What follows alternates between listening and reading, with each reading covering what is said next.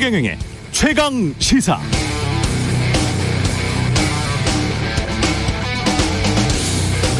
네, 5월 소비자 물가 지수 107.56. 지난해 같은 달보다 5.4% 올랐습니다. 교통물가 상승률은 14.5%로 가장 높았고요. 휘발유 1년 전보다 27%, 경유 45%, 주유소 평균 판매 가격이 올랐고 국제항공료도 20% 가깝게 상승했습니다. 북한은 어제 오전 동해상으로 단거리 탄도미사일 8발을 발사했고요. 대통령실은 유엔 안보리 결의 위반이자 한반도의 긴장을 고조시키는 행위다, 이렇게 강력히 규탄했습니다. 관련해서 5월 10일 윤석열 대통령 취임식이 있었던 날이죠. 이미 로이터 통신은 이런 예측을 한 바 있습니다. 새로 취임한 윤석열 대통령이 앞으로 맞닥뜨릴 과제는 북한과 물가다.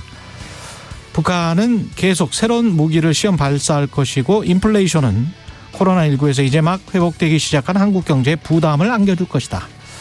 정확한 지적이었습니다. 도전입니다. 그러나 어쩌면 이제야 비로소 능력 위주의 인사를 한 윤석열 정부의 진정한 능력을 보여줄 때가 왔는지도 모르겠습니다. 북한과 물가 둘 다 잘 다룰 능력을 믿습니다.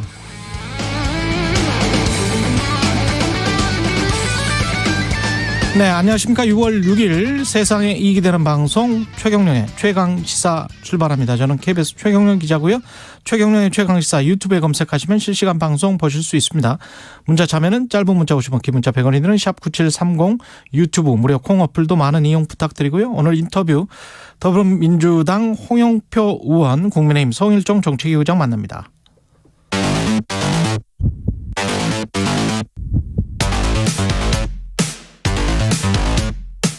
오늘 아침 가장 뜨거운 뉴스 언박싱.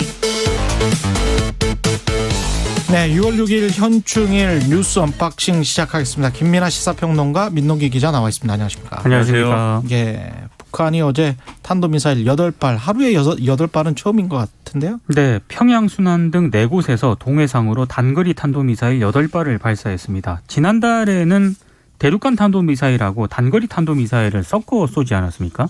이번에는 4개 지역에서 여러 발을 동시에 발사했습니다. 발사 시점이 좀 주목이 되고 있는데요.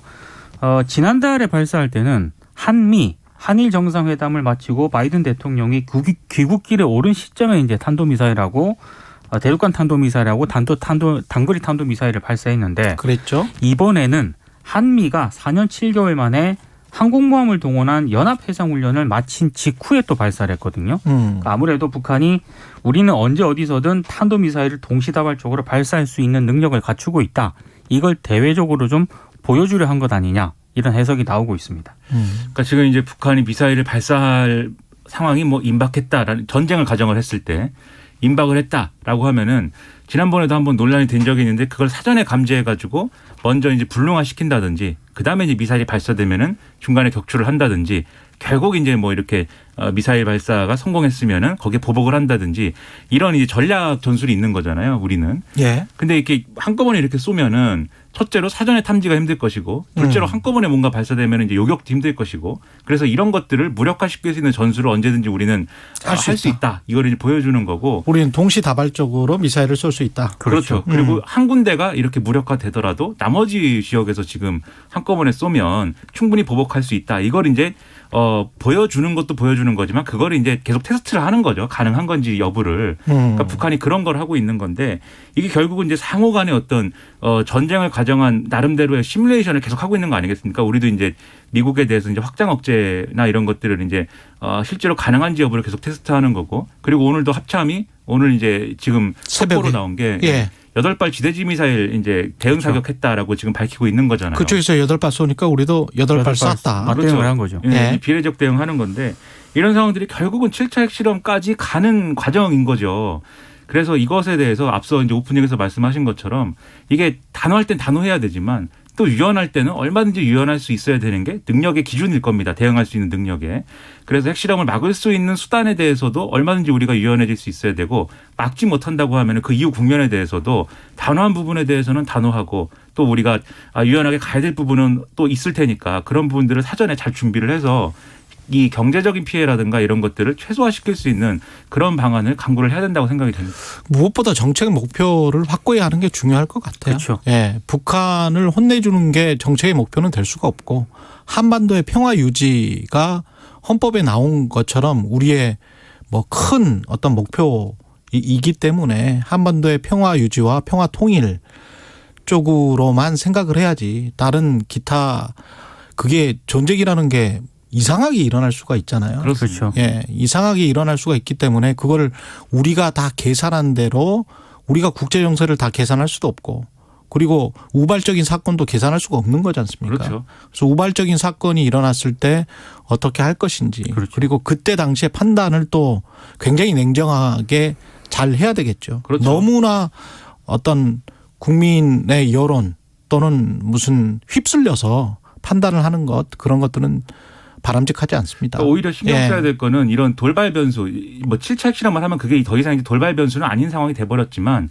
그런 파장이 일어났을 때 당연히 금융시장 불안이라든가 이런 것들이 이제 단기적으로는 있을 수밖에 없는 거잖아요.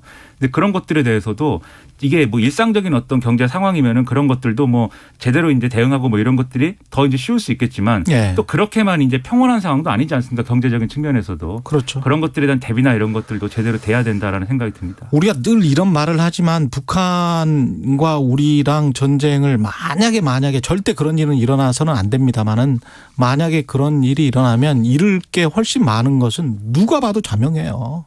한국이에요. 그렇습니다. 예, 우리가 지금 국방비로 뭐 전체 예산의 한 5% 씁니까? 2%, 3% 정도 쓰죠. 전 세계 6위의 군사력을 그렇죠. 가지고 있습니다. 3% 정도 쓰는 게 우리가 한 55조 정도 된단 말이에요. 근데 북한 1년 GDP가 55조가 안 돼요. 40조 정도 돼요. 그러면 우리가 거의 2천조 원 가까운 GDP를 가지고 있는 나라고 저쪽은 폐쇄 경제예요. 완전히 한 40조 정도 되는 정말 이 경제력도 군사력의 일부분이기 때문에 그 경제력이 뭐 절대적이죠. 그렇죠. 만약에 장기전이 간다면. 그런 장기전이 가는 게 우리 민족에게 좋은 것인가 우리 한국인들에게 좋은 것인가 그건 정말 끔찍한 일이죠. 그렇죠. 예. 그러니까 약간 좀 거친 얘기긴 합니다만 북한은 고난의 행군을 많이 하지 않았습니까? 그렇죠. 그러니까 절대로 전쟁이 발생하면 안 되지만 전쟁이 발생한다 하더라도 고난의 행군을 굉장히 오랫동안 겪었기 때문에 그리고 결핍과 내핍과 한반도의 그렇죠. 어떤 냉전적인 구도가 형성이 됐었을 때 미중 갈등에서 그 미국 학자들도 가장 우려하는 부분들이 중국은 내핍을 견딜 수 있는 독재 권위주의 공산당 정권이란 말이죠. 근데 그게 미국은 그렇지가 않거든요. 그렇습니다. 근데 이제 뭐 예. 전쟁이 이제 실제로 일어났을 때 뭐 장기전이 되느냐 절대로 그것도 일어나면 뭐 안 되죠. 그렇죠. 그것도 뭐 지금 장담할 수는 없는 거니까. 예. 어쨌든 단기적으로 이제 일어날 수 있는 대응에 대해서 명확한 대응 시나리오나 이런 것들을 잘 짜는 게 중요한 것 같습니다. 예. 그리고 민주당은 뭐 내전이네요. 그러니까 혁신 예. 비대위 구성에 일단 합의는 했거든요. 근데 비대위원장을 누구를 인선을 할 것이냐 그리고 대선 패배 평가 여부를 또 할 것이냐 아니면 전당대회 규칙을 또 어떻게 설정을 할 것이냐 이걸 두고 계속 충돌을 하고 있습니다. 일단 8일 의원총회를 민주당이 열고요. 비대위원회 인선 작업에 돌입을 할 예정인데 비대위원장으로는 여러 사람들이 거론이 되고 있습니다. 뭐 문희상, 전세균, 이상민, 유인태, 이광재 전 의원까지 거론이 되고 있는데요. 몇 가지 논점이 좀 있는 것 같아요. 예. 일단 비대위 구성입니다. 이걸 어떻게 할 것이냐. 비대위 구성. 이재명 의원의 8월 전당대회 출마에 찬성하는 의원들이 있지 않겠습니까? 예. 관리형 비대위원회 구성을 주장을 하고 있고요. 반면에 비이재명계 의원들은 혁신형 비대위를 각각 선호를 하고 있습니다. 그러니까 한마디로 이제 혁신형 비대위 같은 경우에는 대선 패배 문제를 적극 드러내고 당을 수술할 수 있는 사람이 비대위원장을 맡아야 한다. 이 얘기는 무슨 얘기냐면 이재명 위원장은 안 된다 이런 얘기인 것 같고요. 예. 관리형 비대위를 지지하는 의원들은 586 기득권 혁파가 혁신인데 혁신 대상이 되어야 할 사람들이 이재명 의원의 전당대회 출마를 막으려는 것이다. 이렇게 또 반박을 하고 있습니다. 그리고 지금 전당대회 규칙을 어떻게 설정할 것인가를 두고도 갈등이 불거지고 있는데 지금은 뭐 당대표라든가 최고위원 선거는 대의원 45%, 권리당원 40%, 일반 국민 여론조사 10%, 일반 당원 여론조사 5% 이렇게 되어 있거든요. 예. 근데 일부 의원들은 이 비율을 대의원 비율을 20%로 좀 내리고 권리당원은 45%, 일반 국민은 30%로 좀 올리자. 일반 당원은 55%는 그대로 가고 이렇게 지금 조정을 하자고 요구를 하고 있거든요. 예. 이걸 두고도 좀 갈등이 좀 불거지고 있고 그리고 당원 가입 기간도 지금은 6개월로 되어 있는데 3개월로 줄이자라고 주장을 하고 있습니다. 이 얘기는 무슨 얘기냐면 대선 끝난 이후에 입당한 당원들에게도 전당대회 투표권을 부여하자 이렇게 얘기를 하고 있거든요. 예. 이런 것들이 지금 쟁점이 되면서 민주당이 굉장히 갈등이 좀 첨예하게 지금 대립을 하고 있습니다. 전부 다 그 미세하게 뭔가 어떤 게 나에게 또는 내 정파에게 가장 유익할 것이냐, 이익이 될 것이냐, 뭐 이걸 가지고 싸우는 것 같아서 좀 그렇습니다. 보기가. 그렇죠. 국민들이 볼 때는 예, 이게 그렇게 중요해요? 그렇죠. 이게 예. 뭐 상당한 수싸움이 일어나고 있다. 예. 이게 지난주 금요일에 이제 당무위원 국회의원 연석회의를 해가지고 내린 결론을 두고 이제 서로 이제 수싸움을 하고 있는 건데 예. 그 결론이라는 게 뭐 이제 뭐 다 아시겠지만 이런 내용이었습니다. 이제 박홍근 원내대표가 당대표 대행을 하고 뭐 이런 것 과도적인 것이고 비대위를 새로 꾸린다잖아요. 지금 그렇죠. 결론은. 그리고 그 비대위의 성격은 혁신형 비대위인 것이다. 그리고 8월 전당대회는 그대로 간다. 이제 이런 내용인 건데 결국 그러면 첫째 전당대회에 누가 나가는 거냐. 둘째, 그 나가는 당권 주자에게 유리한 이제 경선 룰이나 이런 것들을 비대위에서 어떻게 세팅을 할 것이냐. 이런 것들이 지금 쟁점이 되는 거잖아요. 그래서 사실 이 전당대회를 어떻게 치를 것이냐. 이것이 결론에 있는 것이고 그것을 유리하게 만들기 위한 여러 가지 지금 수들이 오가고 있는 거예요. 지금 말씀하신 이제 권리당원 비율을 얼마나 반영할 것이냐. 이런 내용부터 시작을 해서 그다음에 이제 금요일 날 나왔던 얘기 중에 정세균계, 이낙연계 이제 개파 해체 얘기 뭐 이런 것도 있어요. 그래서 예. 개파 모임을 해체하자. 왜냐하면 정세균계, 이낙연계 의원들은 뭐 개파를 해체해도 그렇게까지 뭐 개파 활동에 해당하는 뭐 그런 얘기들이 이게 뭐 어렵지 않거든요. 사실 인간관계나 또 지역적 기반이나 특히 정세균계 같은 경우는 오래됐지 않습니까? 예. 그런 것들이 있기 때문에 해체해도 되는데 이재명계는 이게 해체하면 이제 불리하지 않겠느냐. 왜냐하면 우리도 해체했으니까 이재명계도 해체해라. 이렇게 얘기할 건데 예. 그러니까 이재명계는 예를 들면 7인회 뭐 이런 게 있는 것이고 그리고 각자 상이한 어떤 이해관계를 가진 의원들이 모인 측면이 있다 보니까 결국은 이건 이재명계한테 불리한 얘기 아니야? 뭐 이렇게 되는 얘기도 있고. 아니 근데 이것도 참 그 탁상 공론인 것 같은 게 개파를 해체했다는 거를 그걸 알아요? 국민들이? 그러게 말이에요. 그러니까 서로 그냥 만나가지고 카톡을 할 수도 있는 것이고 안 만나도 그렇죠? 그렇죠. 예. 그리고 몰래 그냥 밥을 먹을 수도 있는 거 아닙니까? 그러니까 그렇죠. 결국 예. 그래서 말씀하신 것처럼 수싸움인 거죠. 뭐. 그렇죠. 이게 그래서 어떤 이재명계가 결국 이재명 의원이 전당대회에 이제 도전하느냐. 예. 이게 이제 핵심인 거여서 만약에 이 지지 활동을 이재명계가 할 경우에 상대편에서 이렇게 얘기하는 거죠. 우리는 개파를 해체했는데 이재명계는 개파 활동을 하네요. 이게 큰 문제 아닙니까? 이렇게 얘기하는 건데 그런 수순인 건데 이런 경쟁들이 선거에 패배했기 때문에 1차적으로 불가피한 측면들이 분명히 있지만 국민들이 볼 때는 다 이런 사실은 좀 작은 어떤 수싸움들인 거잖아요. 큰 노선이라든가 그렇죠. 앞으로 당 운영의 어떤 원칙이라든가 이런 걸 정책 두고 싸우는 가치 게 아니라 방향. 그렇죠. 예. 이런 것만 지금 보이고 있어가지고 국민들이 다시 이런 모습 보고 민주당 신뢰하겠느냐 이런 우려의 목소리가 나오고 있는 겁니다. 사실 저게 논의의 중심이 돼야 되는데 예. 지금 민주당 갈등 양상을 보면은 간단합니다. 뭐 복잡한 것 같아도 예. 이재명 출마하지 마라. 그렇죠. 출마할 거다. 출마해야 된다. 이거 가지고 지금 싸우고 있는 거거든요. 근데 오히려 쟁점이 이렇게 되면은 이재명 의원은 출마가 불가피할 거예요 아마. 그렇죠. 제 생각은 왜냐하면 이게 보통 이렇게 선거 패배에 어떤 책임을 지고 뭐 이런 모양새가 되면은 당분간 뉴스에서 없어져야 되거든요. 이 대권 주자급 인사들은. 그렇죠. 그래서 뭐 예를 들면 유학을 간다든지 아니면 뭐 산에 들어간다든지 이런 걸 하는데 이재명 의원은 아니 만덕산도 있으니까. 그렇죠. 예. 국회의원이잖아요. 이재명 의원은. 예. 국회의원이고 의정활동을 해야 되는데 그렇게 없어질 수가 없는 거예요. 내일 예. 출근해야 돼요. 국회로. 그렇죠. 네. 당장 뭔가 얘기를 해야 되지 않습니까? 그러니까 전당대회를 안 나가면 뭘 하는 거냐에 대한 답과 로드맵이 있어야 되는데 그걸 만들기가 어렵다는 점에서 출마가 불가피한 상황으로 가고 있는 거고 결국 그러면 일전은 불가피한 거고 결국은 이 당대표가 총선 공천권도 쥐기 때문에 딱 그거예요. 그렇죠. 그렇죠. 대전이 계속 되는 거죠 앞으로. 그러면 저는 역으로 그렇게 이야기를 할 것 같아요. 혁신을 정말 하고 싶고 당대표 공천권 결국은 공천권이잖아요. 네. 그러면 당대표에게 공천권을 안 주면 되는 거 아닙니까? 아니 당대표가 공천권을 갖고 그걸 전횡을 행사한다는 것도 민주적인 정당이 아니잖아요. 근데 그런 전제를 가지고 당대표를 뽑고 전당대회를 치르고 당대표가 누구가 되냐에 따라서 뭐 없어지는 계파든 아니면 잠복돼 있는 계파든 그런 계파들이 이익을 받을 것이라고 생각하면서 본인들끼리 막 싸우는 거잖아요. 이런 것 자체도 얼마나 국민들을 무시하는 겁니까? 근데 당대표에게 예. 공천 권한을 주지 않으면은 예. 누군가는 그 권한을 행사를 해야 되는 것이고요. 그걸 아무리 시스템적으로 만들려고 하더라도 예. 결국에는 예. 구심이 있어야 되잖아요. 구심이 있어야 된다. 예. 그래서 이게 예를 들면 내가 너무 낭만적인가? 아니요, 이제 말씀하신 게 예. 일리가 있는 말인데 예. 근데 실제로 실현하는 데 있어서 예를 들면 당대표가 아니고 예를 들면 공천관리 이런 거에 대한 권한을 크게 줘서 거기서 한다. 그런데 그런 공천관리는 어떻게 구성하느냐. 그렇죠. 이거 가지고 또 싸우고 그런 식이거든요. 그래서 가장 사실 이런 모든 논란을 해소할 수 있는 해법은 1. 시험 봐라. 2. 경선해라. 이 두 개예요 사실. 시험 봐라 경선해라. 네. 그래요. 그게 제일 나은 것 같아요. 그러면 그런데 두 개 이제 다 같이 하든지 시험 보고 경선. 시험만 경선도 하더라도 하고. 예. 그 시험을 또 뭘 낼 거냐, 뭐 어떻게 볼 거냐 이거 가지고 또 논란이거든요. 그래서 이제 이준석 대표가 이제 재밌으라고 하는 말이겠지만 우리 예. 시험 문제 꺼줄 수 있다 이제 이런 취지의 얘기를 하는 것도 이제 이런 상황 얘기하는 건데 근데 이게 결론적으로 뭐 대의민주주의에 맞는 거냐 뭐 이런 논란도 있거든요. 그렇죠. 그래서 결론적으로 어쩔 수 없는 부분도 있지만 적어도 국민들에게 민주당이 어디로 가겠습니다라고 하는 거에 대한 혁신 과제 이거를 다 합의를 해서 일단 이 부분으로 가기 위한 싸움입니다라는 걸 국민들에게 설득력 있게 제시해야 되는데 지금은 아무튼 그렇지 못한 상황입니다. 그러니까 안 보여요. 미래 그건 전혀 비전과 안 가치가 중심이 돼야 되는데 그렇습니다. 지금 이재명이 중심이 되고 있기 때문에 논의가 꼬이고 있는 것 같습니다. 예.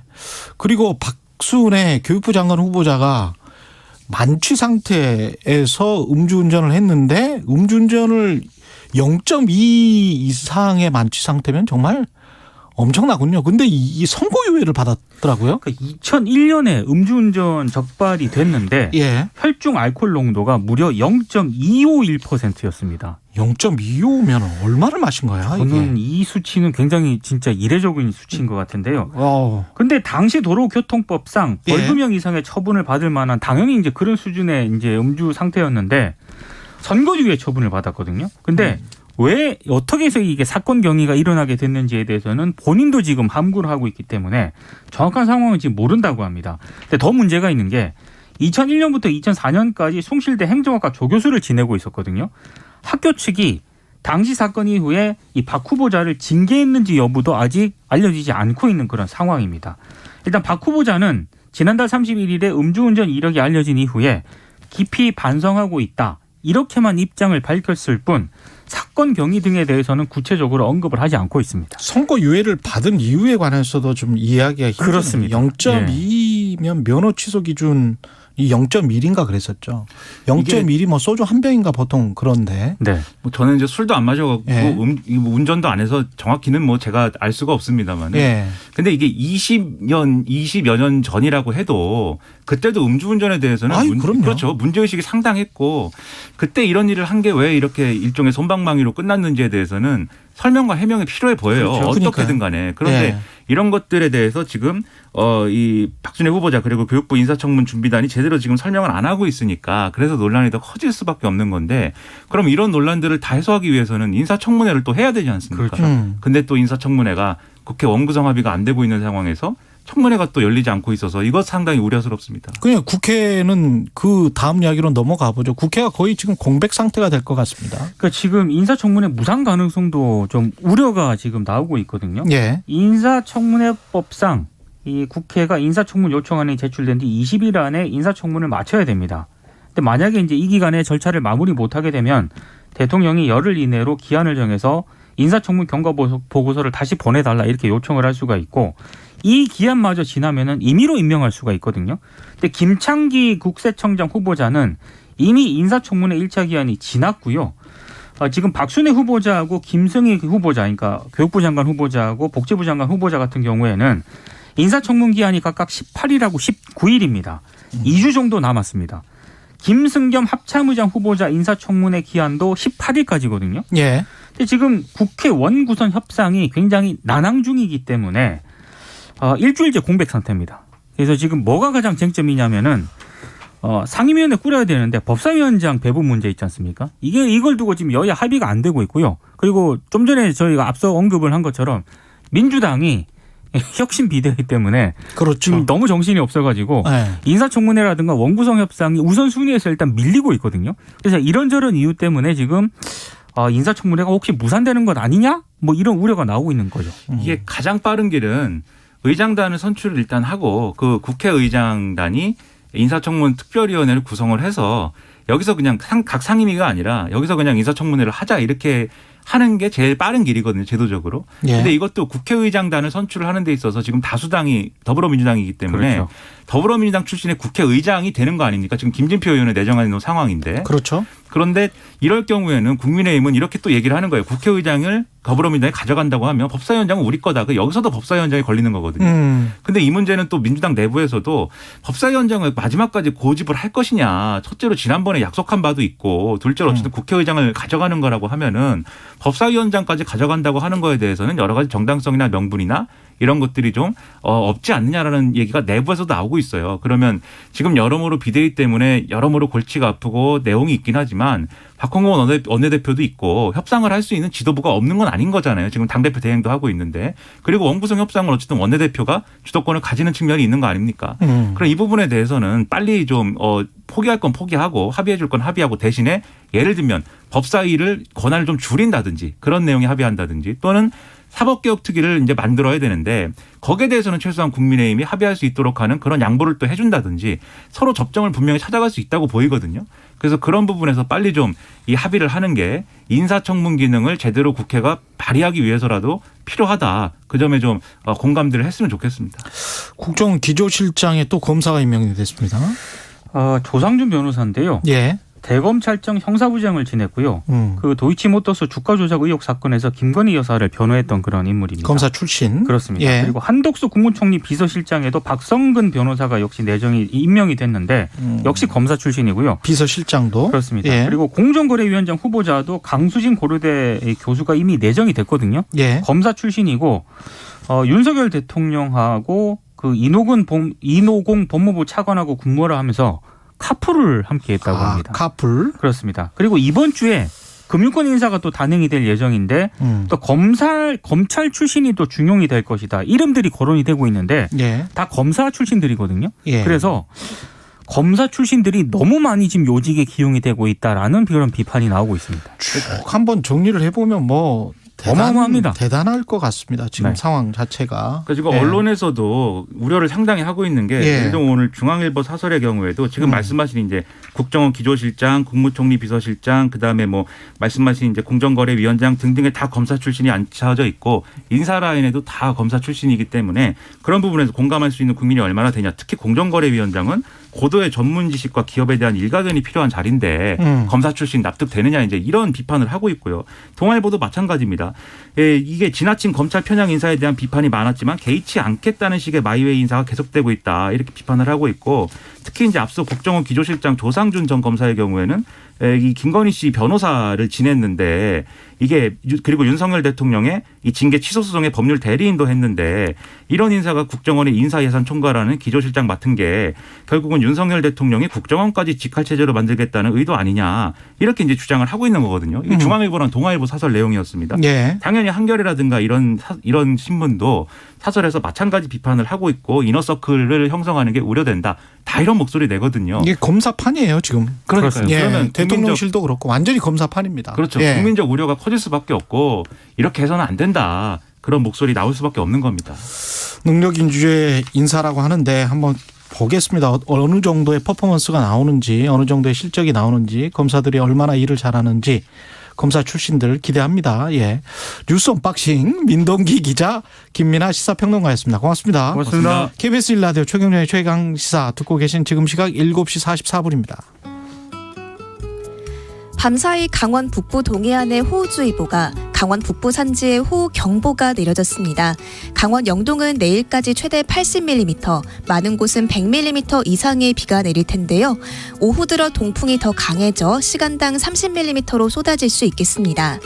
수도권과 강원 영서의 비는 오늘 낮까지 이어지겠고요. 경북 북동 산지와 경북 동해안은 밤까지 비바람이 몰아치겠습니다. 그 밖에 충청과 남부지방은 늦은 오후까지 오락가락 오다가 내일 낮부터 또다시 비구름이 지나겠습니다. 서해상을 제외한 대부분의 상에 풍랑주의보가 내려진 가운데 오늘부터 너울성 파도도 높게 일겠습니다. 오늘 더위는 쉬어가면서 한낮에 서울이 23도, 대전, 부산 24도, 강릉 18도 안팎에 머물겠습니다. 지금 서울의 기온 17.4도입니다. 날씨 정보 박다효입니다. 이어서 이 시각 교통정보입니다. KBS 교통정보센터의 이승미 씨입니다. 네, 이 시각 교통 상황입니다. 오늘 평소 주말보다 교통량 많을 것으로 보이는데요. 아직은 고속도로 상황 전국적으로 좋습니다. 다만 돌발 구간 주의하셔야겠습니다. 중앙고속도로 횡성터널에서 산마치터널 사이 양방향 다 2차로 막고 도로 개량 작업하고 있고요. 경부고속도로 부산 방향 추풍령 부근 2차로에 낙하물이 있습니다. 수도권 제일순환고속도로는 판교에서 일산 방향인데요. 일산 나들목 진출로 갓길에서 차량 석 대가 부딪힌 사고를 처리하고 있습니다. KBS 교통정보센터였습니다.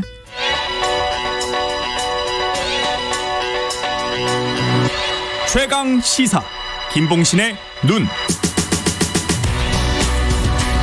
네, 김봉신의 눈 여론조사 분석 시간인데요. 여론조사 전문업체 메타보이스 김봉신 대표 자리해 주셨습니다. 안녕하십니까? 안녕하세요. 예, 먼저 오늘 다루게 될 여론조사 개요 두 가지 여론조사입니다. 한국갤럽, 전국지표조사 MBS. 예. 예, 한국갤럽은 자체 조사인데요. 지난 6월 2일 하루 동안 전국 만 18세 이상 남녀 1,001명을 상대로 유무선 RDD 표본 프레임에서 무작위 추출 방식으로 진행했습니다. 표본 오차는 90% 신뢰 수준에서 플러스 마이너스 3.1%포인트, 응답률은 10.4%입니다.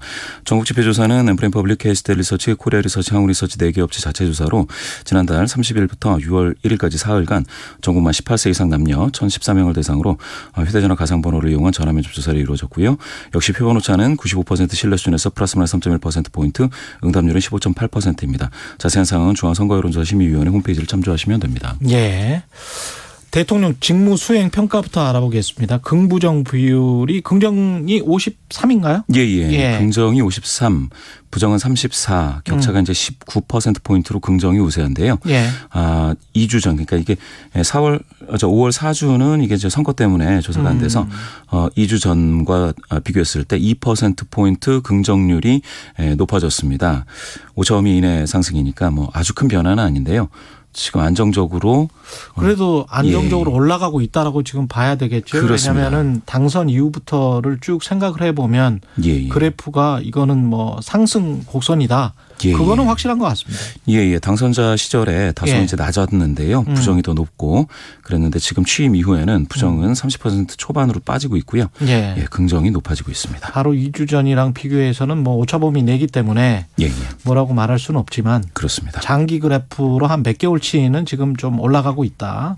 이렇게 보는 게 맞습니다. 맞는 것 같고요. 이게 왜 그런 건지 어떻게 분석을 할 수 있을까요?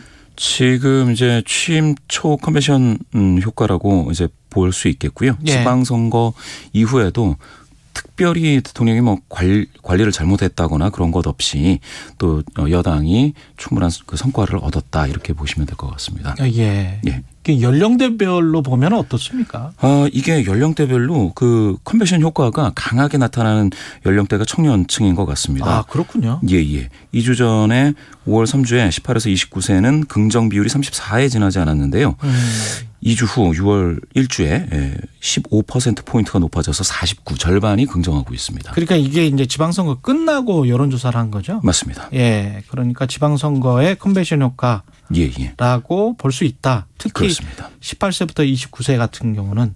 아주 강하게 나타나고 있습니다. 그다음에 광역단체장 뽑힌 사람들 중에서 기대되는 인물. 누굽니까? 이게 전국 평균 전체로 따졌을 때 오세훈 20, 김동연 20. 물론 이제 의견이 없다. 유보하는 의견이 한 40%로 많은데요. 그 와중에 오세훈과 김동연으로 완전히 이렇게 몰려 있습니다. 그렇군요. 홍준표, 박형준, 유정복, 김영환 한 자리 숫자. 홍준표 4% 다 그 밑인데요. 이게 마치 그 차기 대선 주자를 언급해라 하는 것처럼 연상시키는 그거와 비슷하게 나타났습니다. 여기서 약간 특이한 건 이제 평소에 정치에 관심이 많이 있다라고 응답한 사람들 중에서는 역시 마찬가지로 오세훈, 김동연인데 김동연 당선자가 30% 가까운 29 나왔습니다. 오세훈은 26, 뭐 미세한 차이지만 정치 고관심자 중에서는 예, 그렇습니다. 29대 26이다. 예, 예. 낙선한 시도지사 중에서는 누가 제일 아쉽더라 이렇게 사람들은 생각하나요? 예, 여기도 이제 의견 없다가 56으로 이제 과반인데요. 아, 의견 없다 56. 예, 예. 그런데 그 와중에서도 나머지 중에서 김은혜 낙선자죠. 그 김은혜 후보가 22%로 나머지 그다음은 이제 송영길 7%, 이광재 3%, 박남춘 1.6%인데 여기도 다 한 자릿수잖아요. 여긴 다 한 자릿수고 예. 김은혜 후보만 22로 아주 많이 나왔습니다. 특히 이제 국민의힘 지지자 중에서 아무래도 아쉽다 이렇게 하시는 분들이 많겠죠. 맞습니다. 국민의힘 지지자 중에서는 10명 중 4명이니까 42% 나왔는데요. 더불어민주당 지지자 중에서는 이게 송영길 18, 이광재 5, 뭐 박남춘 4 이렇게 분산이 된 반면에 예. 국민의힘 지지자 중에서는 너무 아쉽게 생각들을 하시나 봐요. 42%가 김은혜 아쉽다. 이렇게 나왔습니다. 아무래도 이게 됐으면 뭐 13대 4로 그러니까요. 완승이다. 완승이죠. 정말 완벽한 승리다. 이렇게 예, 예. 될 수 있었을 텐데 그래서 또 아쉬운 측면도 있는 것 같습니다. 예, 예. 국민의힘 입장에서는 예. 국민의힘 지지자 입장에서는 그렇고요. 광역단체 장에게 투표를 할 때 투표자들 뭐 언제 투표할 후보를 결정하느냐 뭐 이런 것도 물었군요. 예, 예, 예. 요것도 이제 언제 결정하느냐를 묻는데 예. 요게 대해서는 이제 그 지방선거 결과에 대해서 어떻게 예, 예. 생각하냐 예, 예. 이런 것도 물었고. 예, 예. 만족 여부 이런 것들이 이제 이게 그 갤럽에서는 항상 묻는 몇 가지가 있습니다. 예. 예, 고려 요인 중에서 이제 정책이냐 인물이냐 또 결정할 시기가 한 달 전이냐 임박해서냐 뭐 이런 거 묻는데요. 예. 보통 임박 결정자가 한 3분의 1 이상 나오고요. 예. 이번에 만족 여부가 좀 독특했습니다. 만족. 예, 예. 지방선거 결과에 만족하느냐. 그랬더니 만족한다가 53%로 53%. 절반 정도인데요. 절반 정도. 여기서 재미있는 건 국민의힘 지지자 중에서 만족한다는 80. 예. 그러면 이제 더불어민주당 지지자 중에서 만족하지 않는다가 한 80 나와야 되는데 그렇죠. 62 정도 나오고 한 더불어민주당 지지자의 한 30%에 가까운 29%도 만족한다. 아, 만족한다. 만족한다. 이게 참 재미있습니다. 그러면 이게 거의 참패에 가까운 성적인데 예. 거기에 만족한다라는 거는 예. 간신히 경기지사를 이겼기 때문에 만족한다. 아쉽지만 있는 건지. 만족한다. 인지 아니면 죽어야 산다는 건지. 예, 살리려면 먼저 죽어야 된다. 아, 아니면 회초리를 그 회초리를 나도 들고 싶었고 나도 사실 들었다 이 의미인지. 그렇죠. 예, 그게 참 애매하게 나왔습니다. 무려 30%가 만족한다. 참패의 성적을. 중도는 뭐라 그랬어요? 예, 중도에서도 한 절반 53%가 만족한다 이렇게 나왔습니다. 아, 그러면 국민의힘 지지자들과 똑같네요. 이거는 53% 그잖아요. 예, 그렇습니다. 국민의힘 지지자는 80인데 평균에 가깝죠. 53 만족한다. 아, 그러네요. 평균에 가깝네. 예. 그리고 진보 성향자 중에서도 3명 중 1명이 33%가 만족한다. 이렇게 응답을 했습니다. 이게 참 그렇군요. 예. 이게 참패라는 성적표를 들고 나서 예. 흐뭇해 하시는 분들이 이렇게 자당 지지자 중에서도 많습니다. 민심의 속내가 있다. 그리고 그거는 민주당의 회초리를 들었어야 했다. 이게 지금 그 민심의 속내에 좀 나타나는 것 같은 그런 느낌이 듭니다. 맞습니다. 다른 여론조사 지금 시간이 별로 없는데 더불어민주당 그 정당 지지율을 비교를 해보니까 급락을 했습니다. 더불어민주당이 지금. 예, 이번에 MBS 결과에서 국민의힘을 지지한다가 48. 엄청 높아졌고요. 48%. 예, 그 2주 전 대비 이제 6%포인트 높아졌고요. 거의 과반에 가깝네요. 예, 절반 정도입니다. 그리고 더불어민주당은 27로 27%. 30% 선이 이제 하향 돌파됐는데요. 이게 최저치입니다. 이게 7개월 만에 최저치로 제가 이제 찾아보니까 나오더라고요. 이게 한국갤럽 조사에서는 이미 2주 전 5월 3주에 30%선 하향 돌파돼서 29%. 이것도 6개월 만에 최저였습니다.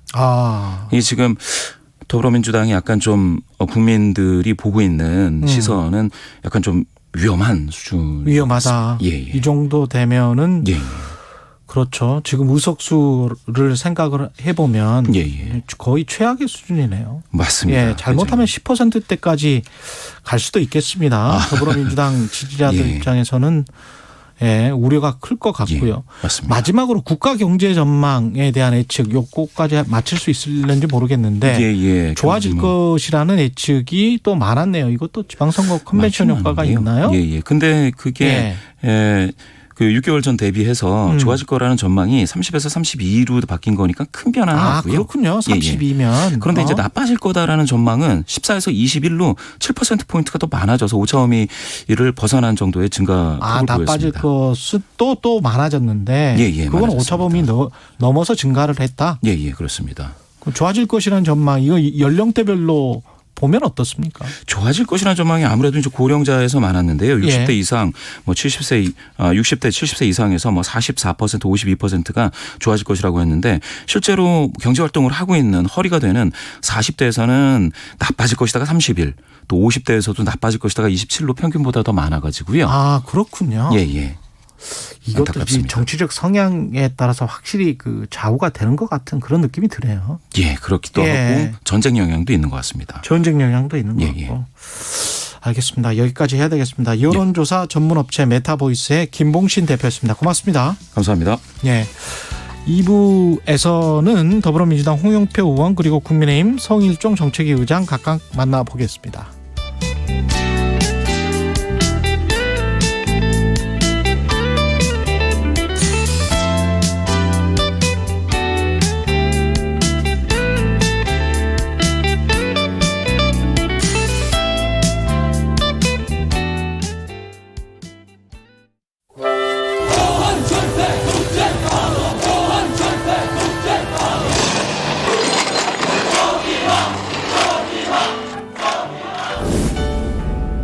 (2022) KBS 연중기획 기억을 기록하다.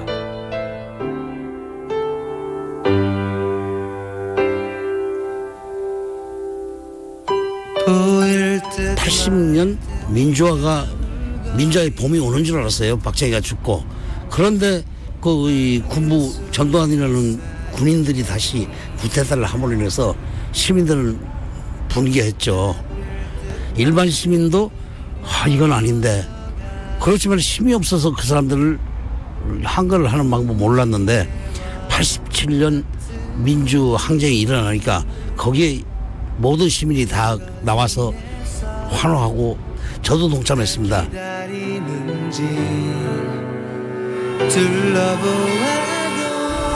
택시를 기억하는데 12시죠. 예, 성공의 성당에서 12시에 타종을 합니다. 타종을 하면서 일반 차들이 크락션을 누르는, 그것도 펌펜시로. 저도 그 현장에 같이 있었어요. 우리는 함성을 했고, 군부독재에 물러나라. 이게 우리 그때의 구호였습니다. 민주화운동 과정에서 아들을 잃은 전국 민족민주유가족협의회 장남수 회장은 기억합니다. 장남수 회장은 원래 생업으로 꽃을 재배하던 평범한 농민이었습니다. 숨죽이며 말 한마디조차 자유롭게 할 수 없던 30여 년 전 6월, 시민들은 택시의 경적 소리에 용기를 얻어 거리로 쏟아져 나왔고 덕분에 민주주의의 꽃이 피기 시작했습니다. 당신과 대한민국의 기억, KBS가 기록합니다.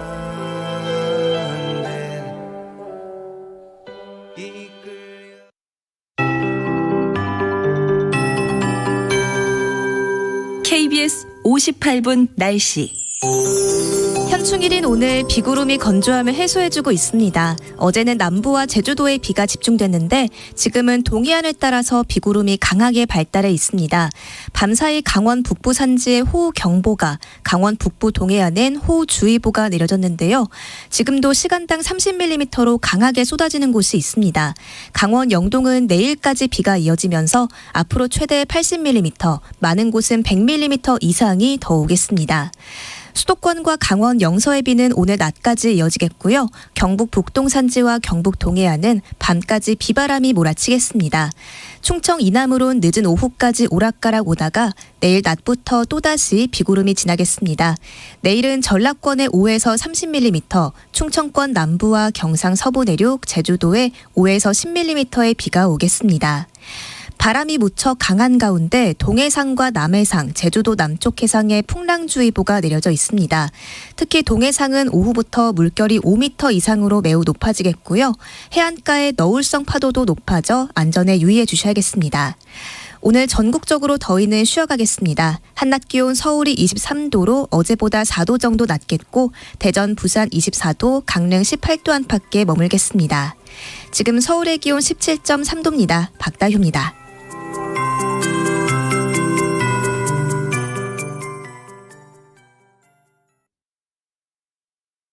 정성을 다하는 국민의 방송 KBS가 8시를 알려드립니다. AM 711kHz, FM 97.3MHz, KBS 1라디오입니다. HLKA.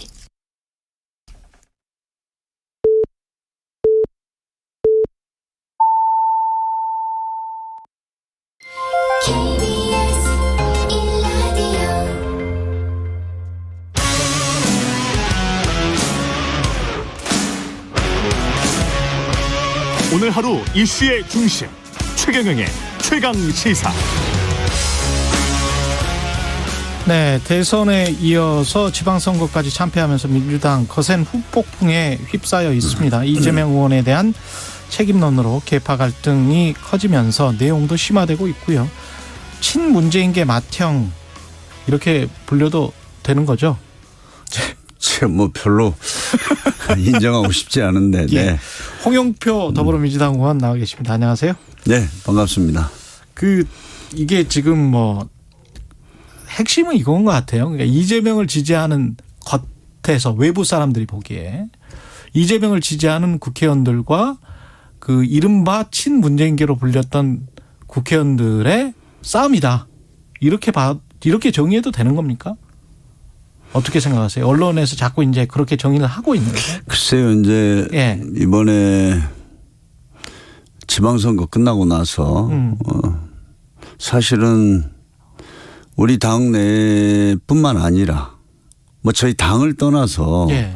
일반적인 국민과 언론 전문가들의 평가가 민주당이 참패했다는 거 아닙니까? 그렇죠. 그 일반적 평가 아닌가요? 그렇습니다. 그런데 예. 뭐 그래도 이재명 이제 국회의원 됐죠. 예. 이재명 국회의원 때문에 반반이다. 뭐 절반의 승리다. 이런 식의 평가를 하지 않습니까?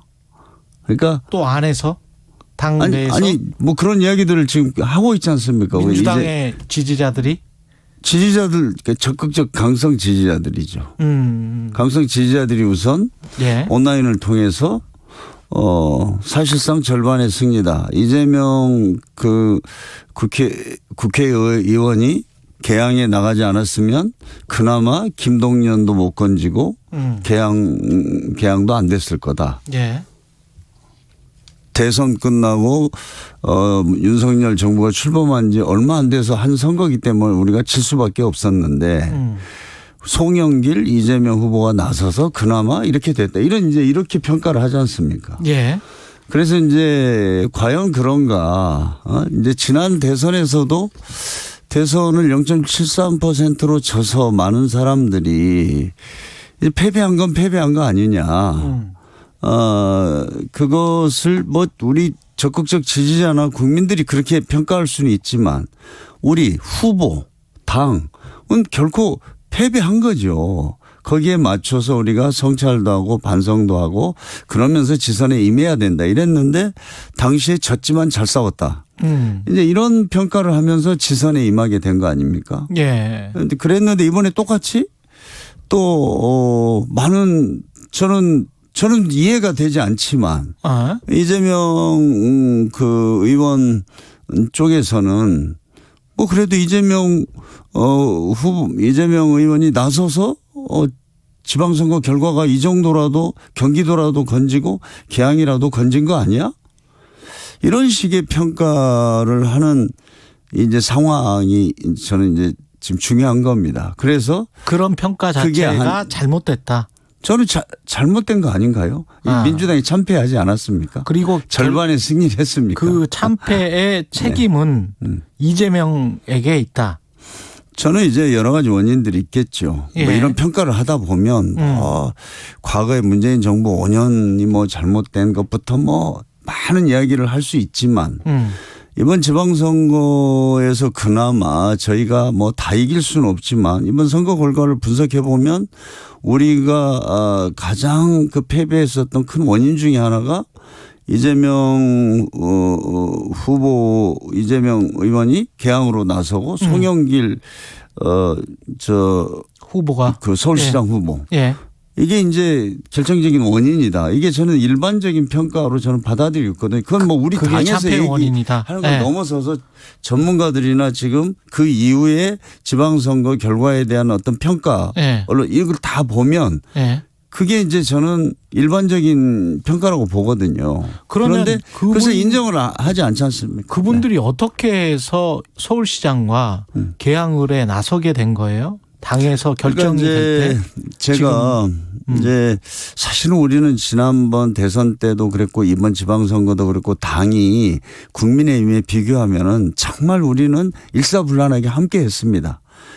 지금 대선 때도 보면은 일사불란하게 함께 있다. 네, 지난번 대선 때도 보면 저쪽 당은 홍준표 예를 들어서 이번에 당시 후보 끝까지 안 했지 않습니까? 그래도 우리는 마지막에 이렇게 다 원팀을 만들어서 했었고 이번 지방선거에서도 정말 송영길 그 서울시장 후보가 인천 계양 지역구에서 5선을 하고 인천시장을 했는데 현역 의원이 갑자기 사표 내고 서울로 출마한다 그럴 때 저희가 성명서까지 냈었어요.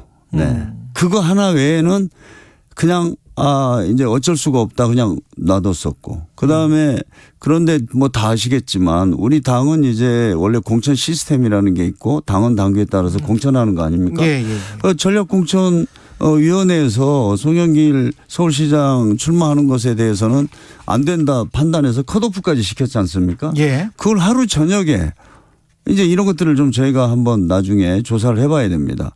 뒤집혔어요. 갑자기 그냥 컷오프 시키고 새로운 대안을 좀 만들어 보자. 이런 상태에서 송영길 그 컷오프를 무효화시키고 이제 다시 무슨 의미도 없는 그런 뭐 경선 뭐 이런 걸 하겠다 이렇게 바뀌었는데 그것도 조사를 해봐야 된다. 당 차원에서. 그렇죠. 그렇지 않습니까? 아니 당의 공식 기구에서 컷오프를 했고 그런데 갑자기 그게 그냥 어느 단위인지도 모르게 뒤집어졌어요. 네. 하루 만에. 네. 그게 어떤 과정이었는지는 조사를 해봐야 된다. 그렇지 않습니까? 아니 공식적인 결정을 내린 기구가 전략공천심의위원회 아닙니까? 그리고 참패 원인은 개항을과 서울시장 후보에 있었기 때문에. 개항도 지금 이재명 후보는 당시에 우리 당의 모든 사람들이 원했기 때문에 뭐 출마를 했다 이러는데 참 그런 것도 전혀 사실이 아닙니다. 네. 전혀 사실이 아니다. 다 반대했었죠. 네. 오히려 반대했었다. 많은 사람들은. 근데 이제 이재명 의원 당선자의 지지자들 를 비롯해서 그 이른바 아까 이제 강성 지지층이라고 말씀하시는 분들은 그 뭘 그동안에 했길래 선거가 지자마자 마치 이제 작전하듯이 SNS에 글을 올리고 방송에 출연해서 일방적인 주장을 하면서 이재명 책임론을 급부상시키고 있다. 선거 전부터 뭔가 많이 도와주지 않고 뭔가 좀 모종의 계획이 있었던 거 아니냐 이런 식의 이제 뭐 주장을 하거든요. 글쎄요. 그러니까 저희가 예를 들어서 송영길 그 이제 서울시장 후보가 이렇게 출마한다고 했을 때 저희들이 이게 이제 선거를 앞두고 당이 또 갈등이라든가 뭐 이런 것이 나오면 지금 하듯이 또 개파투쟁한다 뭐 이렇게 할 것 같아서 당시에 제가 알기로 서울시 지금 국회의원이 49명입니다. 민주당에. 그중에서 40명이 안 된다는 의견을 지도부에 전달했었어요. 네. 비공개로. 왜? 공개적으로 하면 이게 싸움이 될 것 같아서. 그러니까 그런 노력들을 보이지 않게 해왔는데 아무 의미가 없었죠. 네. 어떤 이번에 이제 대선 끝나고 저희가 비대위 체제가 출범하고 또 송영길 서울시장 후보 이재명 개항 국회의원 후보 이런 일련의 과정들을 보면 아무튼 참 이해가 안 되는 게 많습니다. 많은데 하여튼 선거가 코앞에 있기 때문에 또 문제 제기를 못 했었죠. 그런 것들이 이제 선거 끝나니까 이제는 더 이상 우리 민주당이 앞으로 이렇게 흘러가서는 안 된다. 네. 그러니까 결국은 우리가 뭔가 대선과 지선을 제대로 평가하고 우리 민주당이 다시 이렇게 거듭나는 정당이 되지 않고는 안 된다는 위기의식들이 이제 그전부터 있었죠. 예. 있었는데 이번에 이제 지선이 나오니까 지선 결과가 나오면서 이제 이거는 우리가 좀 밖으로 어떻게 비칠지 모르더라도 이런 이제 문제 제기를 할 것들을 제대로 하면서 실제로 우리가 대선 지선도 평가하고 예. 그다음에 우리 민주당이 그럼 과연 앞으로 어떤 길로 앞으로 나가야 되나 민주당의 정체성은 뭐고 또 민주당의 어떤 가치와 노선 이런 건 뭔가 이런 예. 것까지 이제 전당대회까지 이어지겠지만 예. 일단은 이제 평가를 하게 되면 책임을 지는 거 아닙니까? 그렇죠. 네. 예. 그러니까 지금 그런 어떤 이제 책임에 대해서 정당이라는 건 책임 정치가 있는 겁니다. 그리고 또 정당에서 가장 크게 이제 그런 어떤 책임에 대한 그것을 물을 때 결국은 평가라는 게 뒤따르는 거 아닙니까? 예. 그래서 이제 우리가 뭐 책임 정당, 책임 정치 이런 얘기를 하는 거고요. 그 다음에는 아까 말씀드린 대로 이제 지금 지방선거 선거 결과를 놓고 참패다, 아니다, 뭐 절반의 승리다 이런 식의 평가에 대해서도 저희가 한번 같이 이야기를 해봐야 되는 거죠. 네.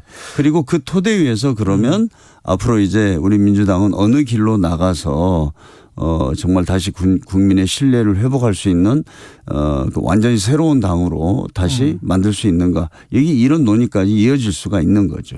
네. 근데 계파 투쟁으로 비춰지지 않기 위해서 그동안 좀 뭐랄까요. 갈등을 참아왔다. 이렇게 말씀을 하셨는데 그 이후에 이제 벌어지는 양상을 보면 어떤가요? 국민들 중에서는 이제 그렇게 의심을 하는 사람들도 꽤 있는 것 같은데 이게 결국은 총선 때 공천 싸움을 잘 어떤 토대를 갖추기 위해서 당 대표를 어떤 계파가 차지하는가 그것 가지고 지금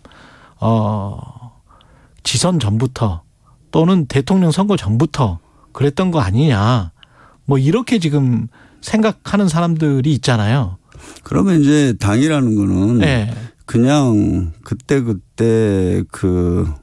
당권파라고 할까요? 아니 대선 때는 후보.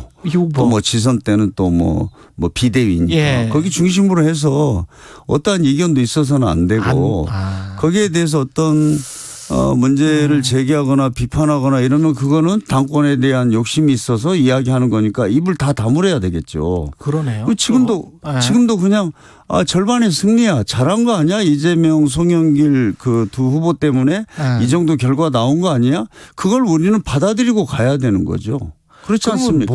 그런 평가도 하지 말자면. 평가를 제대로 해서 이제 당대표를 뽑고 비대위 그 전에 이제 구성을 하고 뭐 전당대 규칙도 좀 바꾸자 뭐 이런 이야기를 하잖아요. 계파 해체 선언도 했었고 그러면 뭐가 제일 중요합니까? 뭘 해야 됩니까? 저희는 지금 이제 우리 당에서 이게 이제 저희 당의 국민적 지지 기반을 보면 이제 굉장히 이제 개혁 진보적인 이런 지지층도 있고 약간 중도 또 보수 합리적인 이런 것까지 우리가 그러니까 있는데 섞여 있죠. 충돌합니다. 그러니까 우리 대선과 이번 지방선거는 우리 중도 보수 필요 없어라는 전략이었죠. 저는 그렇게 길게 말씀 못 드리겠지만 받아들이시는군요. 그러다 보니까 예를 들면 이제 검수안박이다. 그러면 사실 이제 우리 당에서는 예를 들어 검찰개혁, 언론개혁이 가장 중요하다. 이렇게 해서 실제로 보면 초선 의원들 중심으로 해서 그걸 21대 국회는 이제 그분들이 거의 주도하는 아젠다가 그거였고 그것을 제대로 하느냐 안 하느냐에 따라서 개혁이냐 뭐 반개혁이냐 이렇게 이제 당 내에서도 이렇게 규정이 됐어요. 저는 이제 과거에 보면은 제가 공수처를 포함한 검찰개혁 뭐 그런 패스트트랙까지 한 사람인데 저도 어느새 이제 반개혁 세력이 돼 있습니다. 왜 그런 것에 근데 이제 이번에 검수안박 문제도 당내에서는 여러 가지로 이견이 있었지만 사실 이제 이번 지방선거는 지난번 1614만 명 우리 이재명 후보를 지지했었던 이 사람들을 똘똘 뭉치게 하면 이기는 선거니까 그 사람들이 원하는 이 1614만 명을 뭉치게 하는 아젠다로 가보자. 이게 이제 사실 검수완박 이렇게 갔고 또 이렇게 우려하는 입장에서는 1614만 명이 그게 다양하다.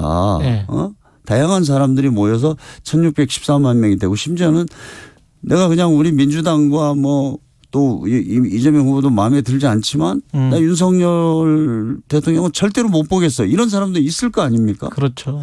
근데 이것을 아무튼 어찌됐든 그렇게 해서 그런 평가들이 있는 거죠. 그래서 이제 앞으로 저는 이게 이제 결국 선거는 이 중도 보수층까지 어느 정도 우리가 확장하지 않고는 항상 이런 결과가 나올 수밖에 없다고 중도 봅니다. 보수층까지 확장해야 뭐 되는데 4.7 선거, 대선, 지방선거 이 이제 결론인데 이것에 대한 평가가 달라요. 그래서 그 방향이 적극적으로 우리 적극적 지지층만 우리가 이렇게 끌고 가면 된다 이런 생각을 가지고 있죠. 네. 그리고 또 그것을 통해서 이제 뭐 당권도 잡고 뭐 이렇게 대선 후보도 하고 이제 이런 전략적인 측면에서 이렇게 생각할 수는 있는데 이게 이제 뭐 사실 우리나라뿐만 아니라 미국도 보면 미국 민주당도 이 스펙트럼이 굉장히 광범위합니다. 시간이 좀 지금 그래서 전당 구체적으로 한 가지만 전당대회 룰은 바꿔야 됩니까? 어떻게 해야 됩니까? 권리당원 관련해서. 저는 이제 그게 굉장히 많은 논란이 있는데 저는 이렇게 봅니다. 그렇게 지금 당도 어렵고 복잡한 상황에서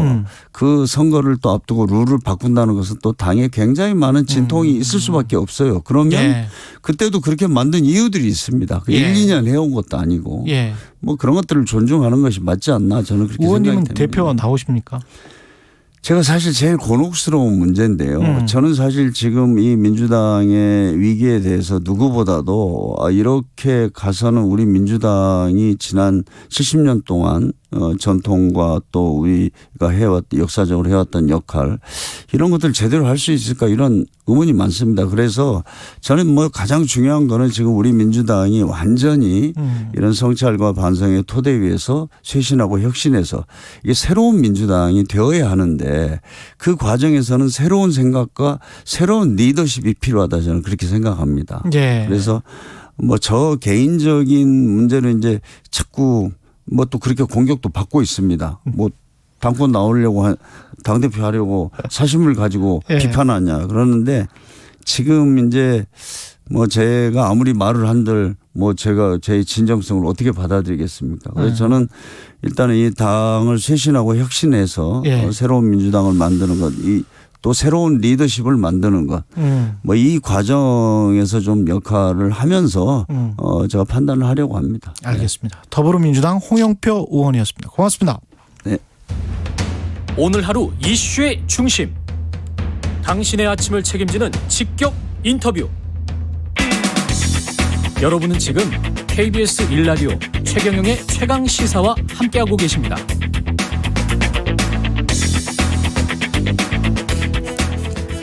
네, 6.1 지방선거 참패 이후 진통을 겪고 있는 민주당 상황에 대해서 홍영표 민주당 의원과 이야기 나눠봤는데요. 성일종 국민의힘 정책위 의장 포스트 지방선거 전국에 대해서 이야기해 보겠습니다. 전화 연결돼 있습니다. 안녕하세요, 의장님. 예, 안녕하십니까. 성일종 의원입니다. 예, 지금 저 홍영표 의원 말씀하시는 거 좀 들어보셨어요? 예, 들어봤습니다. 예, 어떻게 들으셨습니까? 그것도 좀 궁금해서.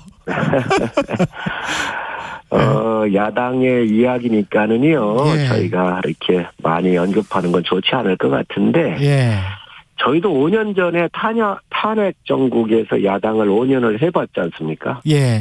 그래서 저희가 겪었었던 그런 것들을 이렇게 데자뷰하는 것 같은 느낌이 듭니다. 그 탄핵 그때 겪었을 때 그 혼란 그런 것들이 좀 보인다 그런 말씀이시네요.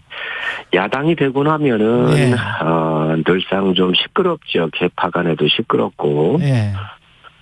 그래서 제가 다른 방송에서도 말씀을 드렸는데 그 야당이 여러 번 지고 나서 정말 잿더미가 됐었을 때 새로운 길이 열리거든요. 그러한 그 아주 폭삭 망한 그런 잿더미 형태가 되지 않으면 새로운 길을 모색하기가 상당히 어려웠던 게 저희가 겪어본 경험이었습니다. 지금 잿더미가 됐습니까? 민주당은? 국민들께서 잘 아실 것 같은데요. 좀 덜 됐다는 뉘앙스로 제가 들려가지고. 그런 판단은 국민께서 하실 텐데, 저희가 당시에 대선에 지고, 또 지선에 지고, 보선 지고, 그리고 총선에서 정말 21대 총선에서 다 상당히 이길 수 있는 그런 기회가 왔었음에도 불구하고, 당시 이제 강경 세력들에 의해서 졌었거든요. 그래 놓고 나서 김종인 비대위원장께서 오셔가지고 새로운 판을 다시 짜기 시작을 하신 거지요. 아주 기본부터 다시 시작을 했었지요.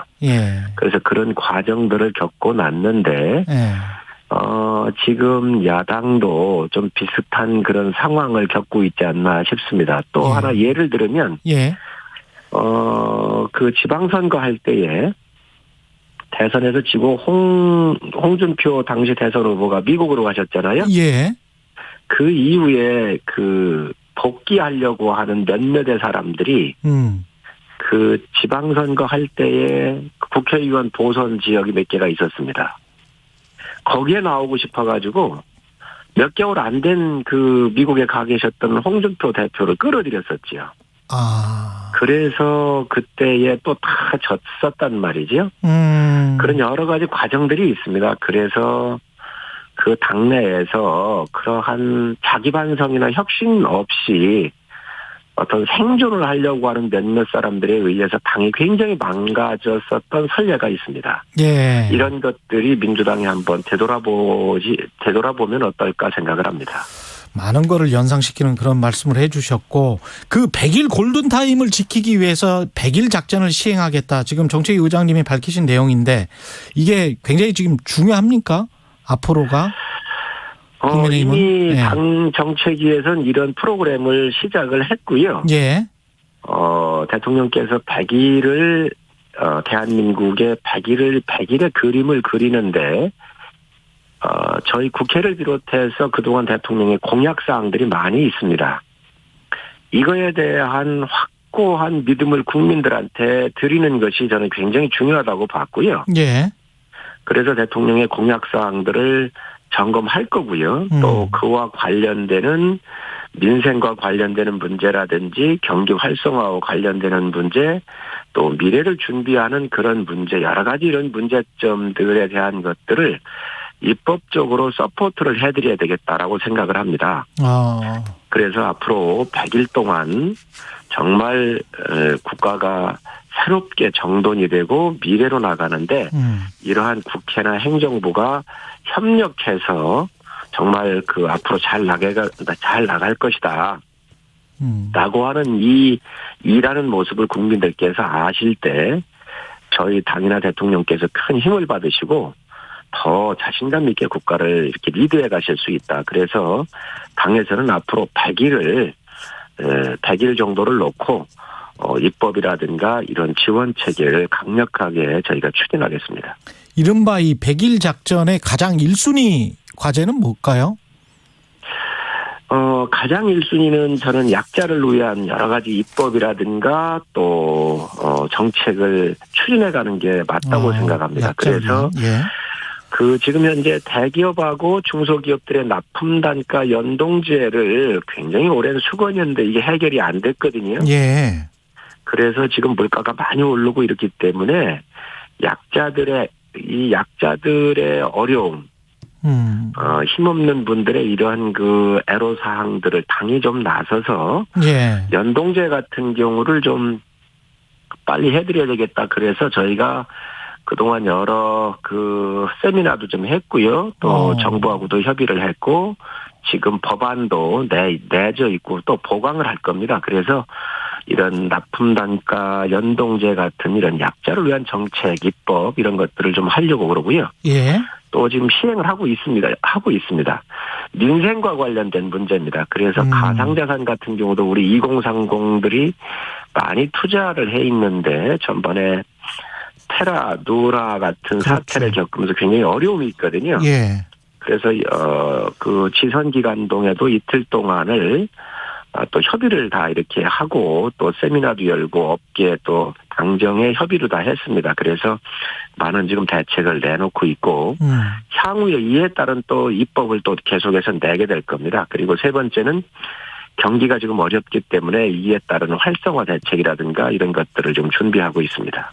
지금 근데 참 그 경제 말씀하셔서 이게 인플레이션 상황에서 또 경기도 잡아야 경기도 그 어느 정도는 그래도 가지고 가야 되는 그런 상황이라 정책 수단이 모순된 게 서로 많을 것 같아서요. 그게 좀 걱정이 되긴 합니다. 어떻게 보세요?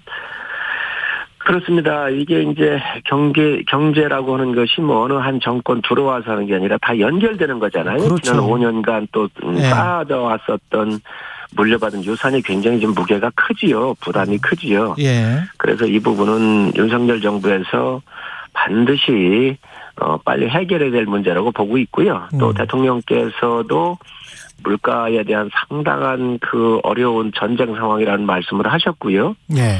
그래서 이에 따르는 정부가 또 당하고 함께 협의를 해서 그 여러 각도로 고민을 좀 많이 하고 있습니다. 그래서 들어오는 관세를 좀 낮춘다든지 유류세를 좀 낮춘다든지 해서 세목 조정을 통해 가지고 지금 물가를 잡는 부분 또 정부의 비축 물자라든가 이런 부분들로 조치를 좀 하고 있고요. 예. 또 각종 대출금 이런 부분에 대한 이자에 대한 보존 이런 것들을 통해서 어쨌든 물가가 지금 전 세계적으로 특히 우크라이나 사태를 비롯해서 여러 가지 어려움이 있는데 이를 찾기 위한 노력을 정부가 지금 아주 열심히 하고 있다는 말씀을 드립니다.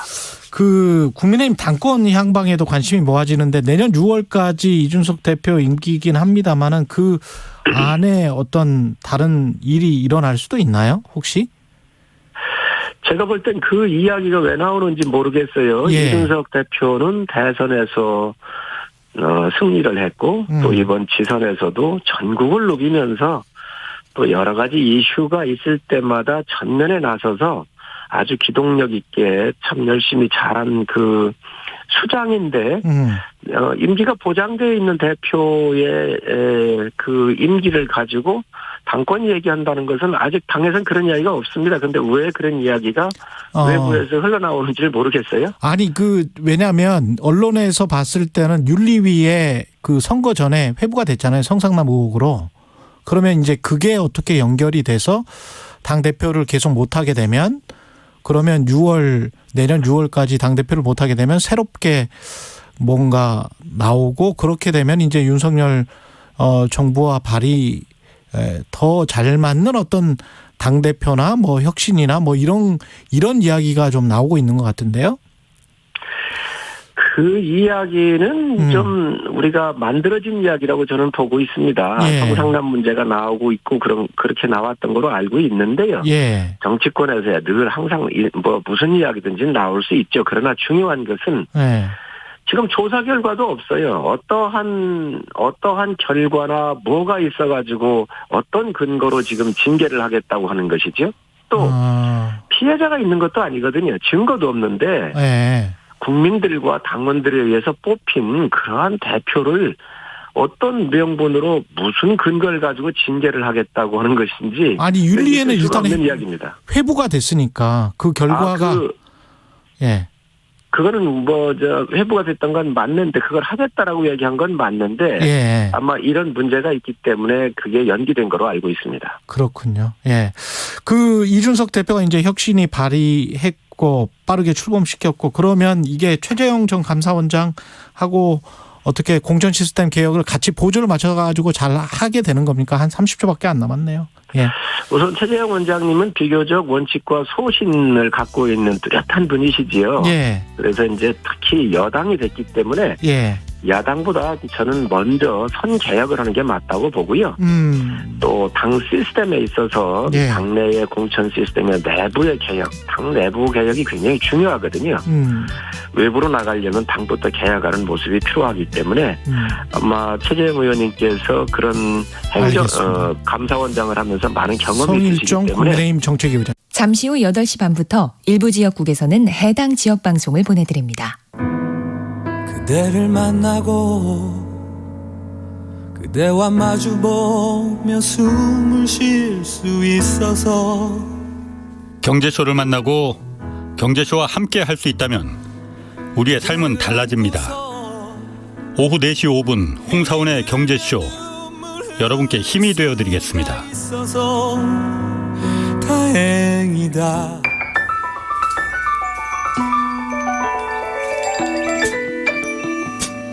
부족해도 괜찮아요. 실수해도 괜찮아요.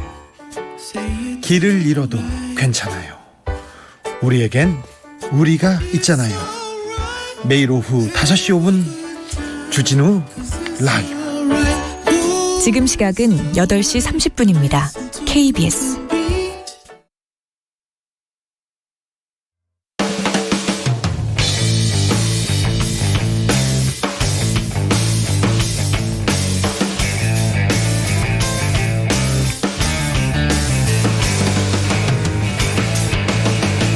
최경영의 최강 시사.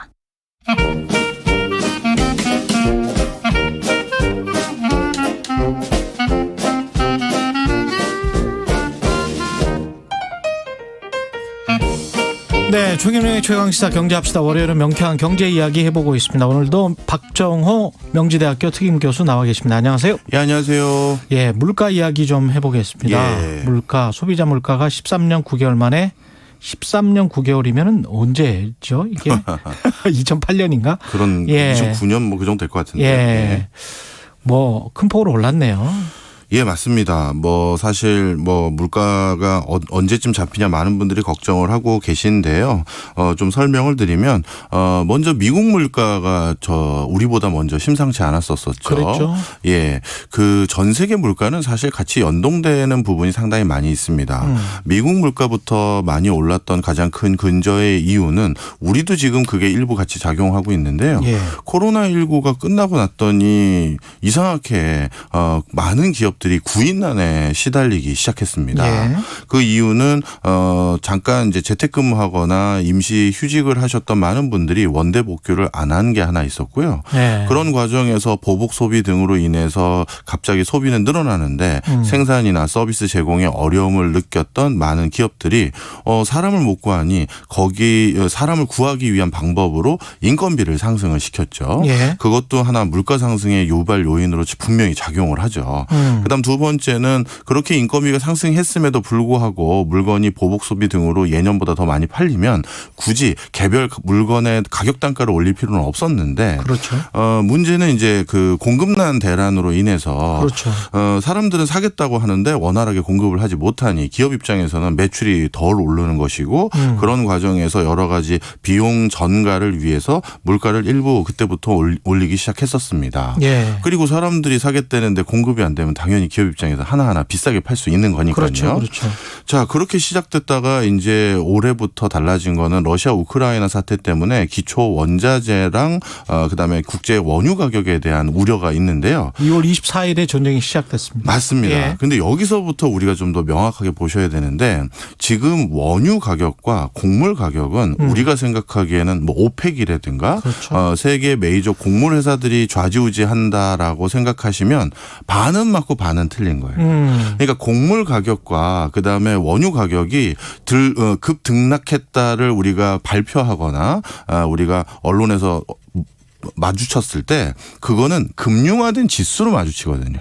그렇습니다. 예, 그러니까 네. 쉽게 얘기해서 실제 현상에서는 먼저 뛰지 않았는데 금융이라는 건 이런 예상치 못한 불확실성에는 훨씬 크게 요동치게 되어 있거든요. 맞습니다. 그래서 그 부분이 먼저 출렁이었고요. 그런 출렁임에 있어서 미국 같은 경우는 우리나라를 포함해서 다른 나라보다도 개별 물건에 또는 서비스에 대한 가격을 정부가 중앙정부 지방정부가 직접적으로 통제를 그렇게 잘 안 합니다. 네.